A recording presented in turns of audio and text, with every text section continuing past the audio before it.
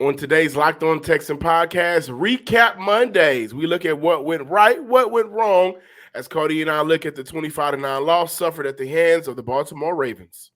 You are Locked On Texans, your daily Houston Texans podcast, part of the Locked On Podcast Network, your team every day.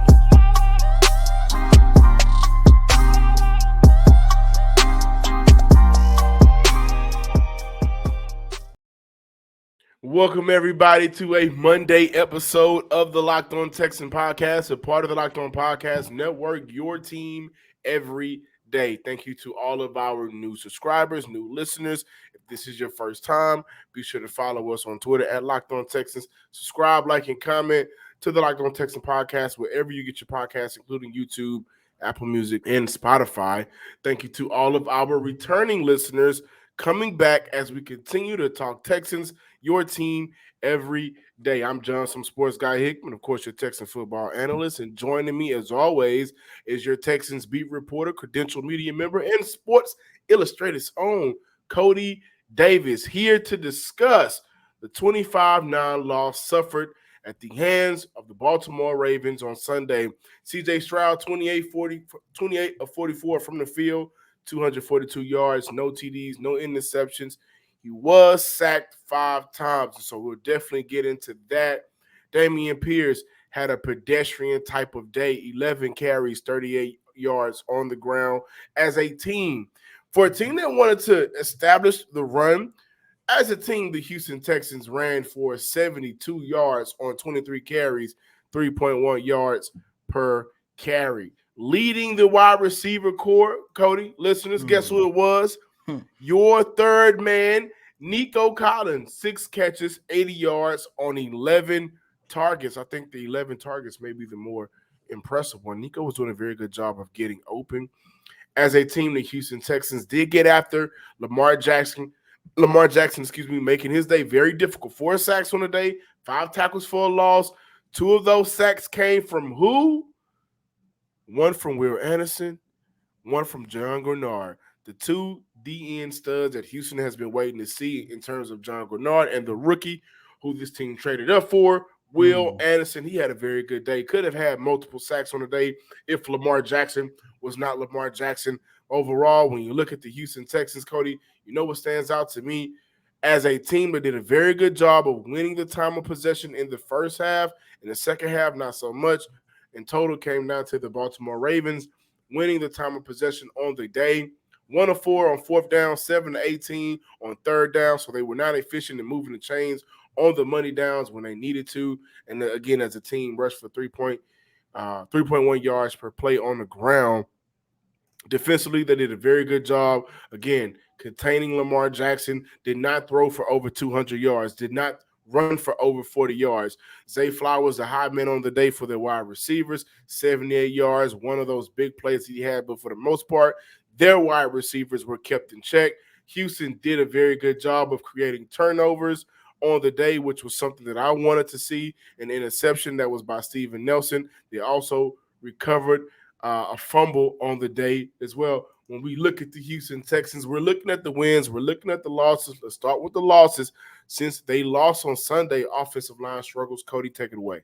They did exactly what I was worried about, not overcoming the injuries. And that's including the guys who are already on the injury list. When you look at guys like Titus Howard, Scott Quisenberry, Jimmy Ward. However, this game also brought 2 other injuries with the loss of Jalen Petrie. And on that offensive line, once again, my God, George Fant. And look, I understand. I get it. George Fant, he had his struggles at the start of the game, like the rest of that offensive line. However, with George Fant going down, that is just another blow to that offensive line, John. That is my number one concern. And as a matter of fact, I would go as far as to say, if the Texans were healthier and if the Texans had all of their players, I'm not going to sit here and say they would have won, but this game would have been a lot closer when you look at all the good things that worked in the Texans' favor. We'll get into that in the second segment. But of course, the worst thing of all, injuries, penalties, that offensive line was terrible for the Houston Texans. And to be honest with you, John and listeners, the number one thing that kind of bugged me the most about the O-line play was the play from Laramie Tunsil. I mean, this might have been, I'm not going to say his worst performance since he got here with the Houston Texans, but this was right up there. What he had about 2 or 3 penalties called against him. And this is a team that had 9 penalties called against them, which resulted in 88 yards for the Baltimore Ravens. And as a matter of fact, Coach D'Amico Ryans even talked about it after the game. He said, look, I know we wasn't 100% healthy. I know we was dependent on a lot of our young guys to go out there and make plays in their very first game. However, they need to make sure that they play clean and sound football, and that is not what took place inside M&T Bank Stadium. John, the penalties was ferocious, and that was one of my biggest concerns when I looked at the review of this game Sunday. By the way, when you look at the Texans defense, they play really, really good, but the loss of Jalen Petrie goes hand in hand into the Texans not being able to overcome those injuries. As a matter of fact, the Houston Texans defense with Jalen Petrie in the first half, they did hold the Baltimore Ravens to 53 passing yards. However, with Jalen Petrie out, along with Jimmy Ward already sidelined, they did give up 102 in the passing yards. And when you go back and you take a look at that game, majority of the big plays that Lamar Jackson made downfield, especially with Zay Flowers, one of the guys I was hoping the Houston Texans drafted, came in the second half with a depleted defensive backfield. Yeah, and when Jalen Petrie went out, one of the things that I noticed is it did change up how the Houston Texans were calling some of their more aggressive plays. It was one of the plays where there was a blitz it was a double blitz, I think a zero blitz. And so you had Christian Harris come up the middle, you had Jalen Petrie come off the edge. And so the middleman is always who you take care of first. That's a rule. You always take care of the inside. Left Jalen Petrie free off the edge, and he was able to get into the face of Lamar Jackson and force Lamar Jackson to errant throw, and Houston was able to get off the field. Speaking of Laramie Tunsil, to your point, there was a play, 3rd and 3, CJ hits Tank Dell for a 9-yard gain. It was called back due to a Laramie Tunsil holding. And so the 9 penalties, 88 yards, like Cody mentioned, those were some of the things where I think this team, along with the rest of the NFL, took preseason for granted in a sense of it was not a lot of continuity offensively. Defensively, it was a defensive day. But going back to that, when we look at the offensive line woes, yeah, your captain, Laramie Tunsil, he didn't have the best of days. And when your captain isn't having the best of days, then it trickles down to an offensive line that's already depleted, playing with second and third stringers. I thought Fant, like the rest of the offensive line, had a very tough time at the beginning of the game. One of the things that I noticed, within the first 3 drives, when I take my notes, I like to look at the first 3 drives of the half for both the offense and the defense.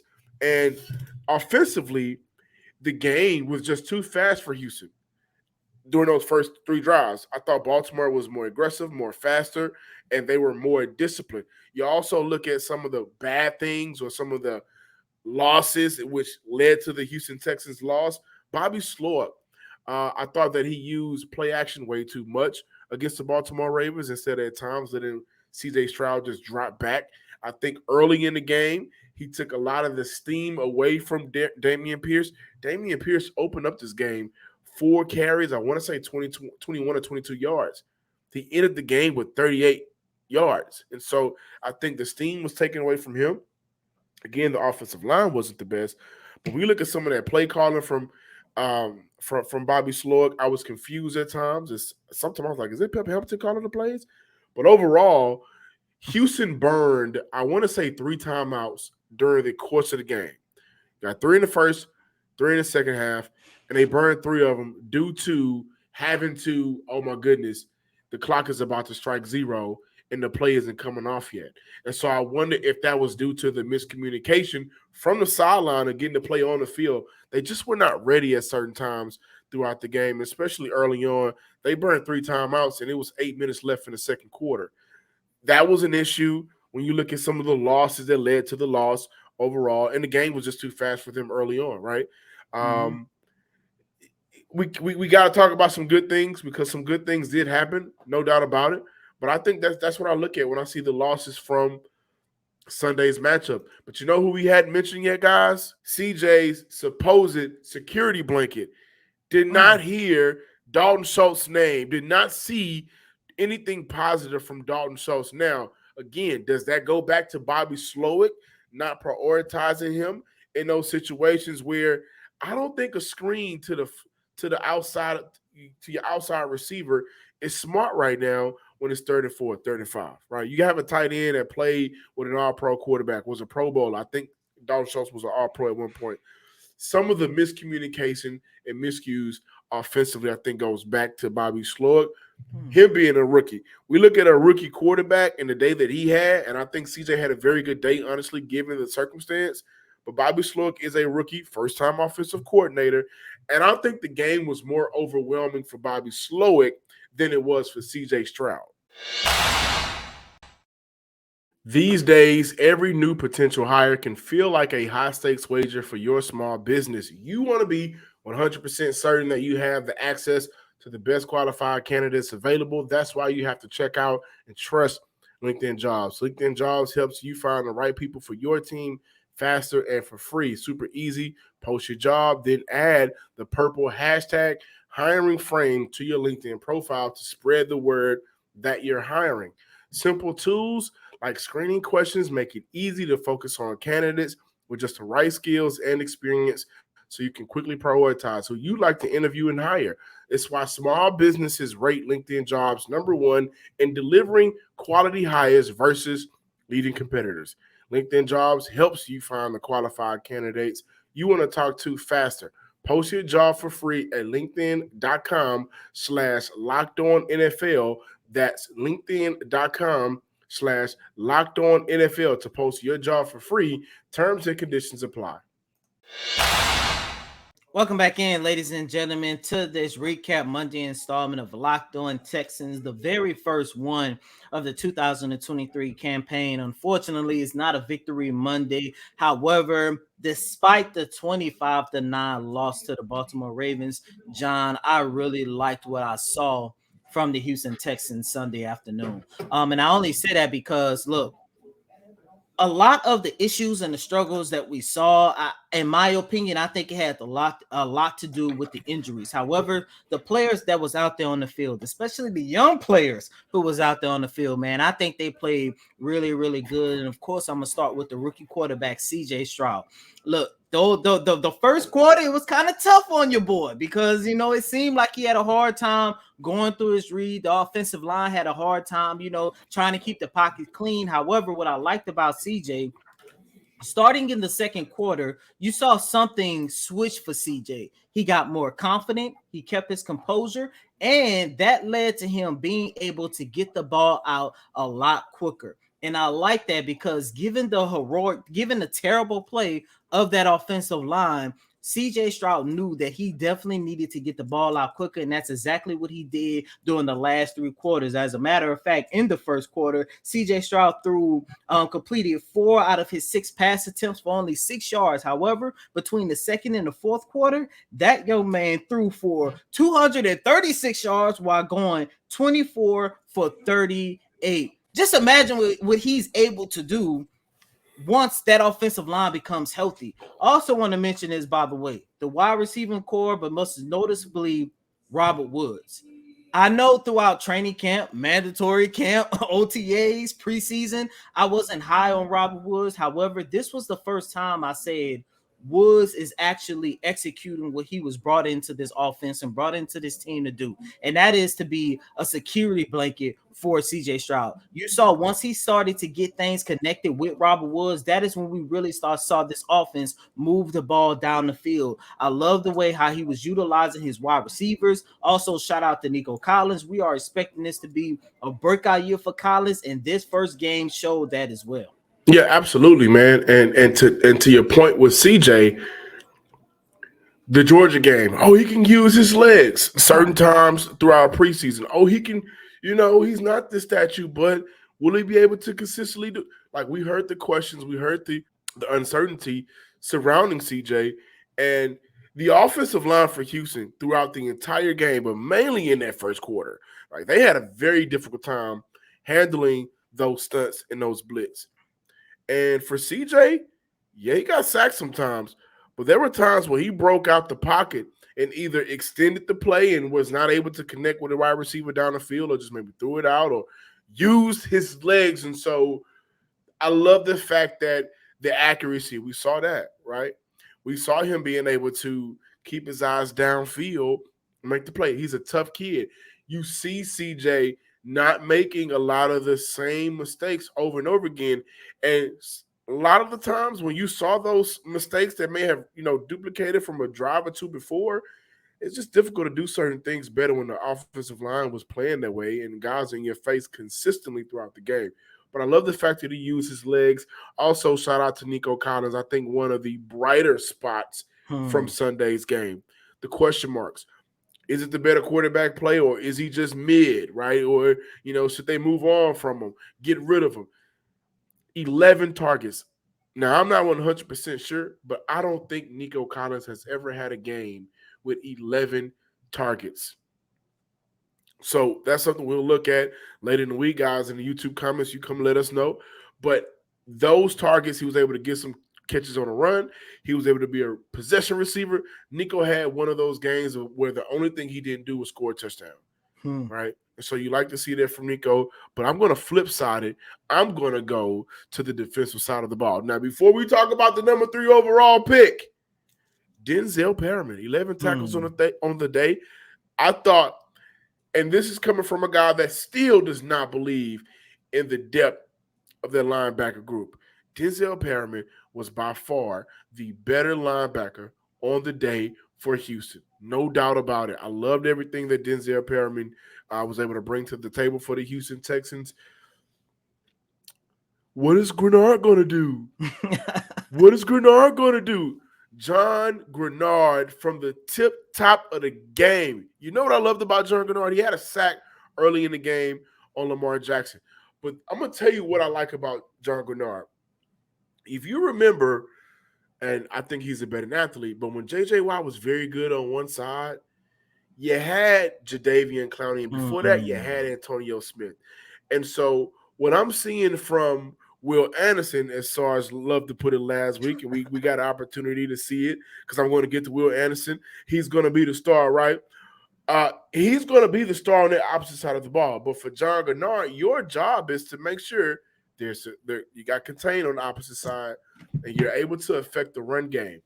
I saw that when Lamar Jackson, who can normally break out and make a play at any time using his legs, he had an opportunity, but John Grenard was right there playing the contain every step of the way, and he was just able to step up and make that sack on Lamar Jackson. That was early in the game, and so I love his presence. I love what he was able to bring on the field, and I think going up against an offense like the Baltimore Ravens, more so a quarterback like Lamar Jackson, where at any given moment he is out of your reach just like that. He's Houdini on the field.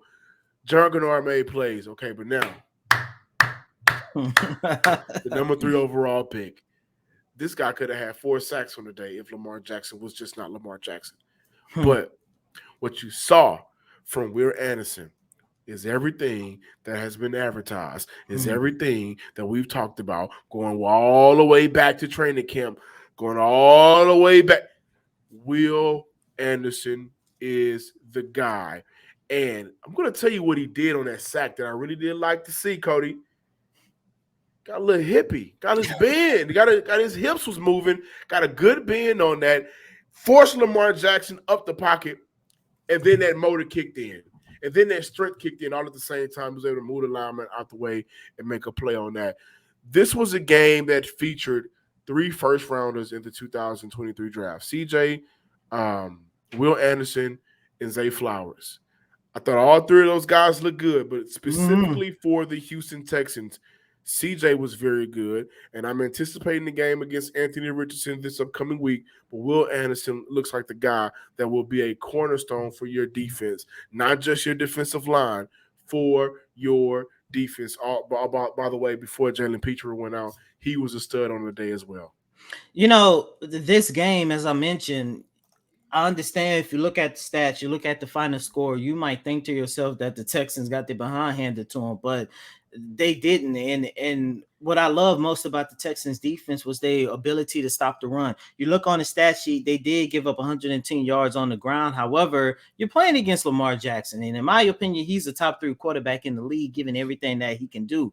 But if you take away the 32 yards that he rushed for, you're looking at a situation where the Texans gave up less than 100 yards with only 78 on the ground. John, this game is definitely a cornerstone. And not only that, it shows that everything that we've been talking about, from D'Amico Ryans, Bobby Slow, we'll get into him a little bit more in the next segment, but the young players like CJ, Will Anderson, even some of the veterans like a Robert Wood, Nico Collins, this game, if you really sit down and watch and study these plays, this game shows how much better this organization is going to be moving forward. And this is what I wanted to see. I wanted to see if everything that we've been hooping and hollering about ever since the start of rookie minicamp, was it going to come into fruition in week 1? And it did.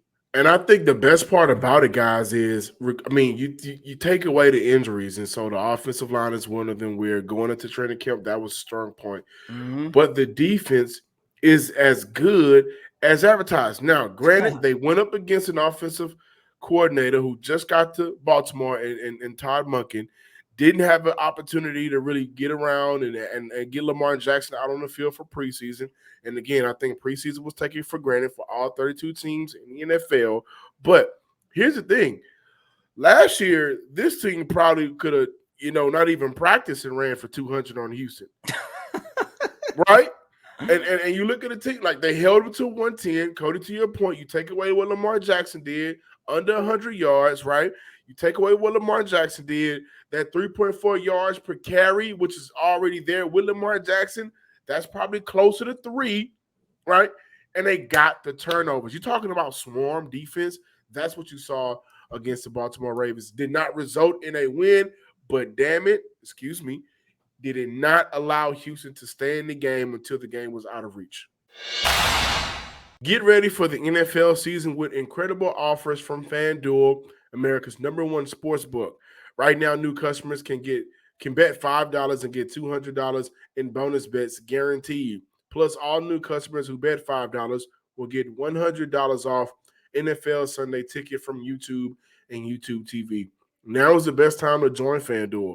This app is easy to use, and you can bet on everything from the spreads to the player props and much more. So visit FanDuel.com/lockedon and kick off the NFL season with an offer you don't want to miss. FanDuel, the official partner of the NFL. Before we close out this recap Monday installment of Locked On Texans, John, I kind of want to revisit this conversation that's going on, not just here on this show about Bobby Sloyd, but if you look at fans' tweets, if you look at people articles and everything else in between, Bobby Sloyd is catching some heat for his official debut as his team offensive coordinator. I'm not going to sit here and say that I liked every single one of the calls that was made on the offensive side of the ball, but John, I'm wondering if, one, how much of the calls that we did see Bobby Sloyd make, how much was that just simply due to the inabilities of the offensive line? And two, and most importantly, some people are saying that Bobby Sloyd was a little bit too aggressive, especially when you consider that the Texans went forward on 4th and 1, not once but twice, I believe.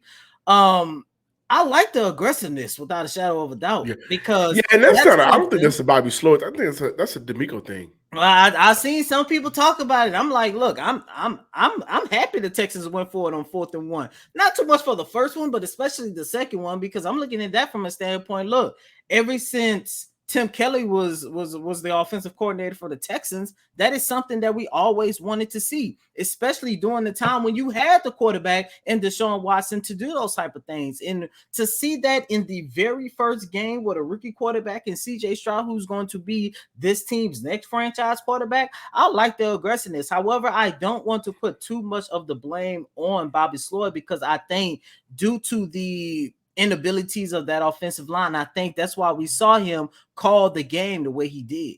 Well, maybe so. I do want to look at a couple of other things. So the Houston Texans defense, in that first half, they pressured Lamar Jackson on 58% of his dropbacks. So we're looking at a team that we praised just in the second segment about this defense and how good they played. Yeah, made it difficult for Lamar Jackson to get comfortable throughout the day. Also, CJ Stroud under pressure. Under pressure, 66% of his passes were completed with a 65% passer rating, 3.6 yards per attempt.